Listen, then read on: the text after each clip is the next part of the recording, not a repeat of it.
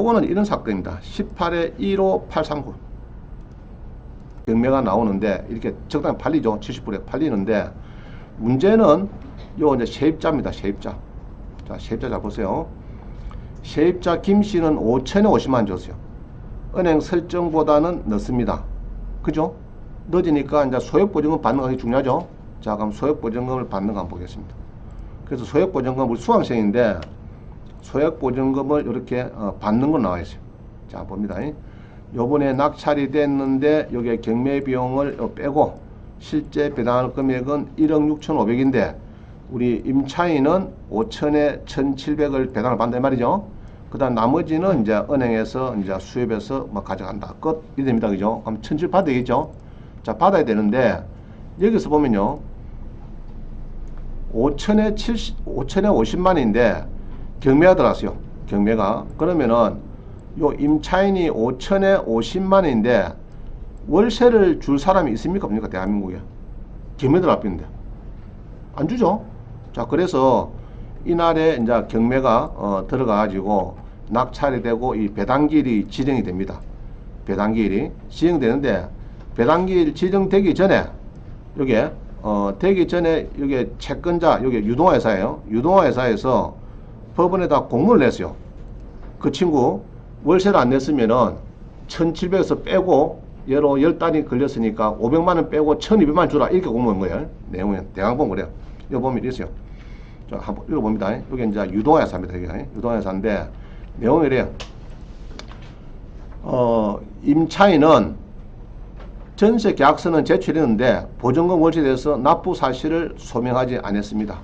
그래서 임차인은 현재까지 거주를 하고 있는데 본건 전세 보증금하고 월세 입금을 증명하는 무통장 입금 확인서 등 금융거래 명세 제출이 없으므로 배당을 배제달라. 만약 미제출로 인해서 월세 미납이 확인이 되면은 배당기일에 임차인에게 임대차 법부에서 배당할 소액보증금 최우선 변제 아까 얼마죠?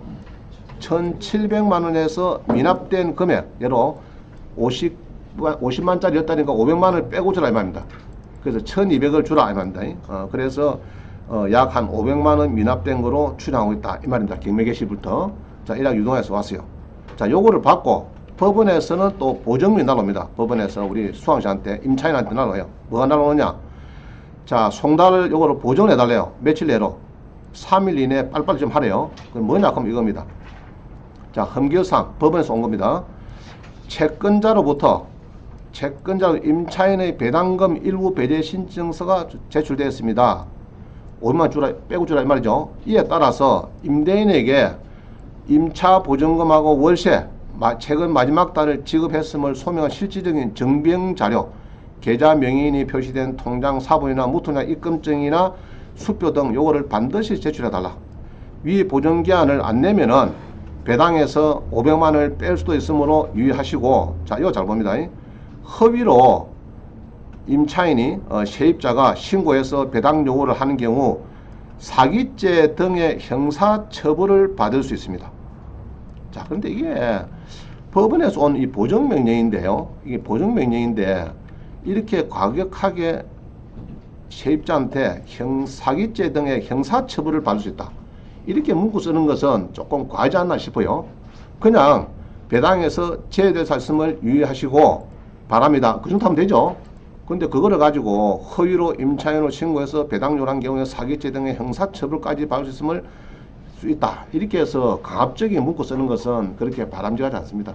법원에서 이런 문구를 쓰는 것은 상당히 그죠?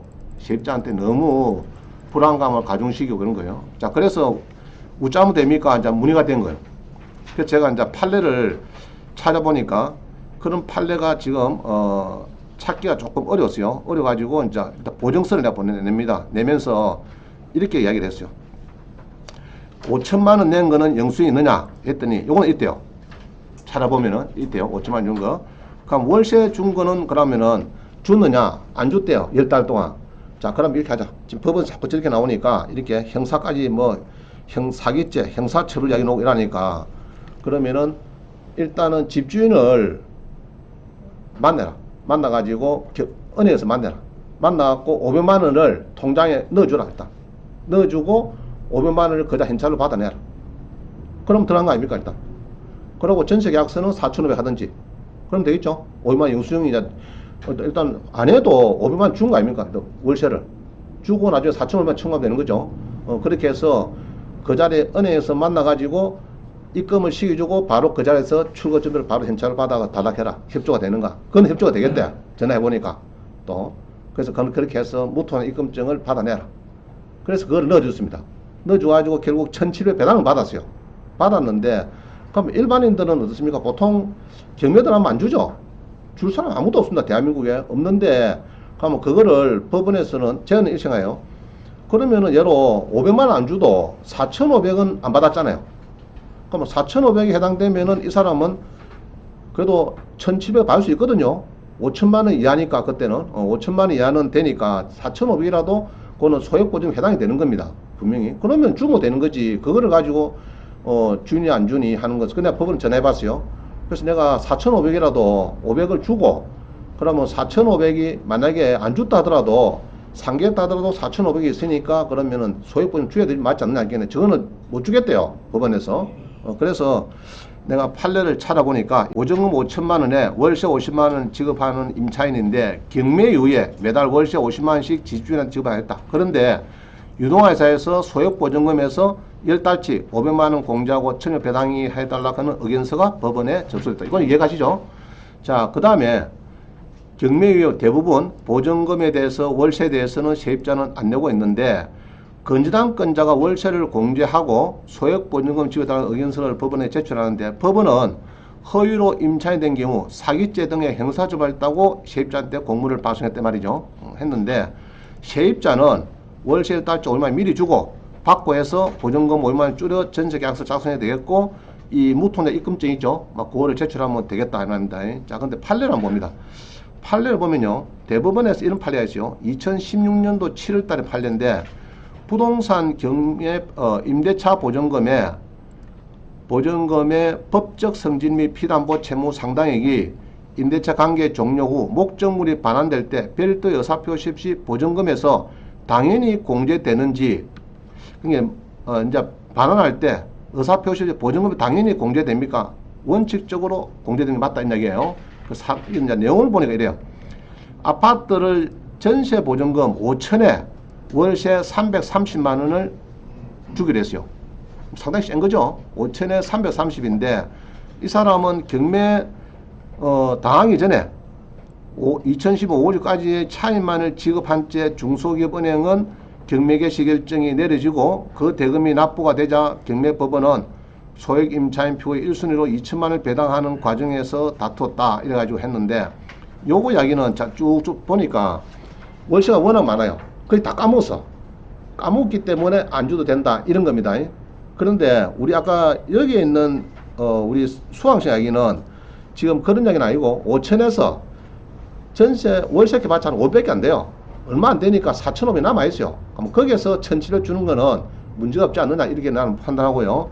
그 다음에 이제 여기 보면은 그래서 내가 보증서 써가지고 판결이 하나 차라지는 것이 요겁니다. 요거 기원의 보정에 따라서 아래와 정비자를 첨부했으니까 소액 보증금 1,700만 원을 배당해달라 이래놨어요. 참고로 최우선 소액 보증금에서 그죠? 최우선 소액 보증금에서 미납 월세를 공제할 수 없다는 판결은 세입자에게 유리한 이런 판결이 있더라. 서울 동부지방법원의 2007년의 판결을 참고해서 좀 내주라 이렇게 했어요. 그래 했는데 그래서 하면서도 이제 혹시나 싶어서 5천만 원 영수증도 넣었고요.